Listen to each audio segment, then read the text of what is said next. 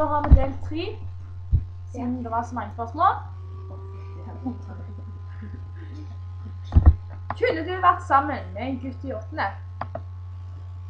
Etter min på, liksom? Ja. Klassen har ikke å si. Bor du langt unna butikken? Nei, faktisk ikke. Så sant det.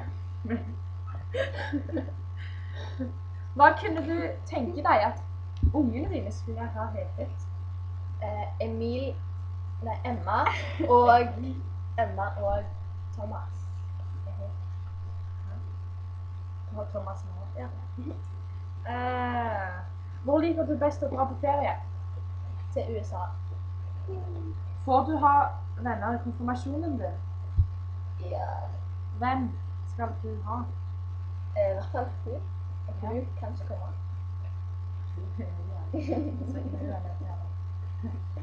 Dette her er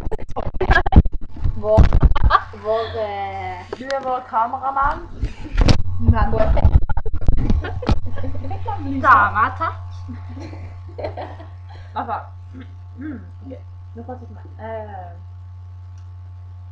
Hva er du fornøyd med hos deg selv og ikke fornøyd med?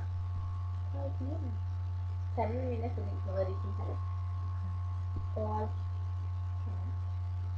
håret mitt kanskje. Ja, det blir så langt og fint. Hva er du ikke fornøyd med?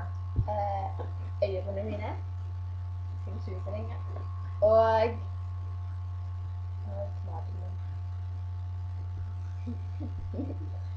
Hva er du mest fornøyd med på bloggen din? Alt, hvis ikke hadde jeg ikke hatt den der. Og hva er du ikke fornøyd med? Ingenting fornøyd med kjærlighet. Synes du at leserne dine er flinke til å kommentere? Hun er flink. Ja. Ok. Hvem er din favorittartist for tiden?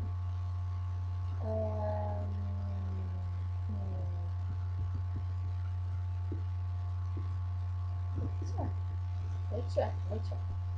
Gleder du deg til Sola-revyen? Ja. Fornøyd med elevrådet på skolen? Ja, ikke at jeg vet hvem som er med i det, men ok. Ja. De i klassen. Ja.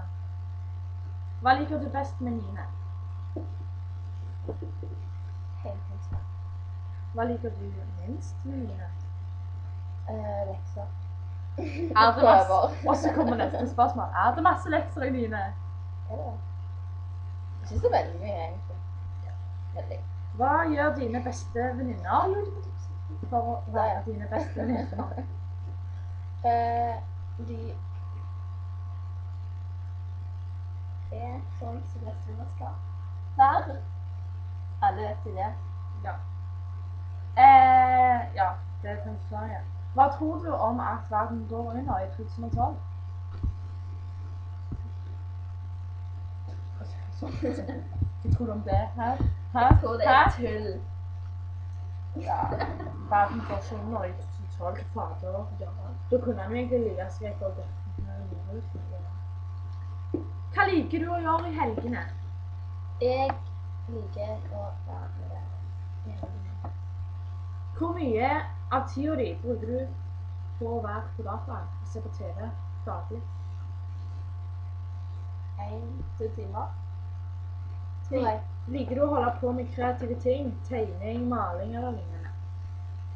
Å lage kopp og spøk. Ja. Hva er hobbyene dine? Hva er hobbyene? Det er mange ting. Det er sånn. Ja. Har du iPad? Hvordan funker de? Ja. Hva bruker du de til? Akkurat nå bruker man til å vise spørsmålene. Ja. Hvis dere ser så veldig mye. Kult. Hvilken mobiltelefon har du? Jeg har... Snu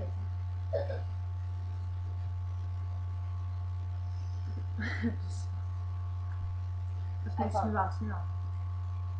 Ok, det er den eldste iPhonen. Ja, ok, det kan man gjøre. Er du ofte på Facebook? Ja, eller nei, jo. Og så et siste spørsmål. Er jeg kul? Det kan dere svare på. Ja. Ja, da er det dere snakker om å svare på. I kommentarfeltet om jeg er kule. Om jeg er kule. Hvis du svarer nei, så banker dere ikke. Send meg gjeng. Ha det!